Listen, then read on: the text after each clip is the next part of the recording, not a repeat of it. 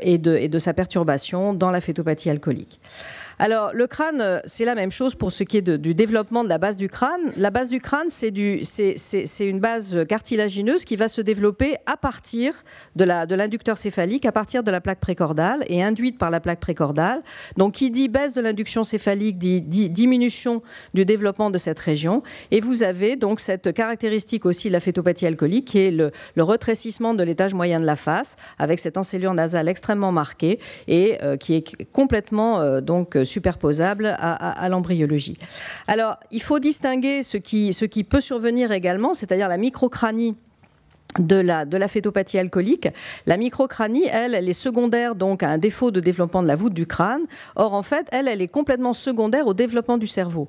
Au cours de la vie fœtale, c'est le développement du cerveau, la croissance du cerveau qui va mobiliser la croissance du crâne. Et donc, la microcranie, elle est secondaire à la micrancéphalie. Elle n'est pas secondaire à un trouble autre du développement. Un petit mot sur les dents. Alors, je ne vais pas vous faire l'embryologie des dents parce que c'est long, mais les dents, toujours pour vous dire que les bourgeons dentaires apparaissent donc au niveau mandibule maxillaire à partir de deux tissus, un tissu épithélial qui borde donc la bouche et le mésenchyme donc de la mandibule et du maxillaire, dont je vous le rappelle, il dérive du premier arc et donc il dérive des crêtes neurales. Donc ce mésenchyme est perturbé par l'alcool et les interactions entre le tissu épithélial et le tissu mésenchymateux qui vont construire la couronne de la dent puis la racine de la dent, eh bien ces interactions qui sont multiples et en retour, etc., sont véhiculées par des signaux moléculaires qui sont souvent des facteurs de croissance et on sait que certains de ces facteurs de croissance sont perturbés, ça a été démontré, sont perturbés dans leur fonctionnement du fait de la paucité de leurs récepteurs ou par eux-mêmes par la diminution de leur synthèse, donc localement. Oula, déjà. Le cerveau, alors je vais être très rapide, je vais vous donner que les mots-clés pour préparer la présentation de Pierre Gressens. L'encéphale, eh bien, on a vu au premier mois, c'est la formation du tube neural. Au deuxième mois, c'est l'apparition des vésicules téléencéphaliques, c'est-à-dire qui vont nous donner les hémisphères cérébraux. Au niveau de ces vésicules téléencéphaliques et partout également va commencer l'histogénèse. L'histogénèse, ça va être d'abord la prolifération de cellules souches, ça va être la différenciation de ces cellules souches en cellules neuronales ou en cellules gliales et ça va être la migration de certains de ces neurones en particulier pour aller former la plaque corticale, c'est-à-dire le futur cortex cérébral. Tous ces éléments sont des éléments clés et qui peuvent être perturbés par l'alcool. Cette migration des cellules donc, au niveau des vésicules encéphaliques pour créer la plaque corticale va entraîner une croissance progressive donc, de ce téléencéphale par l'ajout de nouvelles cellules, mais aussi par le fait que ces cellules vont se différencier, vont pousser des prolongements et donc entamer leur propre histogénèse, vont fabriquer des circuits, etc. Et tout ça va créer cette croissance très, très rapide donc, du futur cerveau. De même, vont se développer, mais un petit peu plus tard, à partir du troisième mois, les commissures, qui sont également des signes de la différenciation de ces éléments.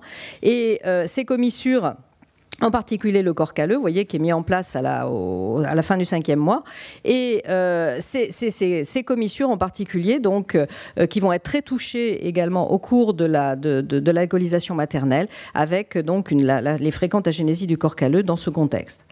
Bon, le cervelet, je vais passer très vite, il se développe également un petit peu plus tard au niveau du tronc cérébral. Tout ça pour vous dire qu'au cours du développement, donc, après, pendant la vie fœtale, le cerveau va continuer de croître du fait justement du développement de la circuiterie, de l'histogénèse, la poussée des neurites, etc.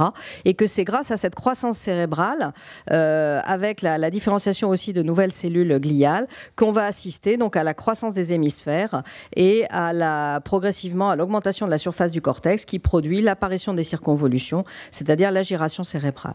Un petit mot sur l'œil pour vous dire que l'œil est formé également de deux ébauches, une ébauche neurale qui est un prolongement en fait du cerveau qui va créer la rétine. Et puis, cette ébauche neurale, elle va pousser encore une fois dans le massif frontonasal et donc elle va pousser dans du tissu qui dérive des crêtes neurales. Et donc, l'interaction entre les deux va permettre, en plus, après incorporation de la placote qui constitue le cristallin, va permettre très vite de former un œil. Et on sait qu'il y a tout un déterminisme moléculaire qui intervient dans la construction de cet œil avec un gène maître qui commande tout le monde et d'où suit une cascade d'événements donc moléculaires. Ce gène maître, c'est PAX6 et on sait que l'alcool modifie l'expression de PAX6. Ça a été démontré chez le xénope et c'est probablement vrai également chez nous, vu l'ensemble des malformations oculaires qui existent chez les enfants de mamans alcoolisées. Alors, un dernier mot sur les membres. Un dernier, voilà. Alors, les membres, très vite, c'est aussi le deuxième mois. On voit apparaître donc les bourgeons de membres progressivement et la morphogénèse des membres est terminée à la fin du deuxième mois.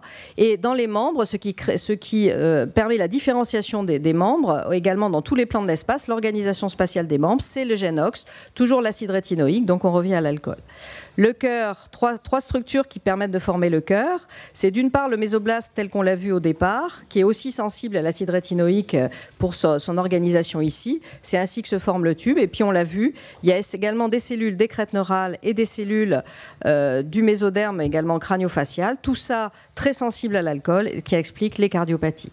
Je vous remercie de votre patience. Alors, je tiens particulièrement à vous remercier pour le didactique de votre topo, c'était un régal.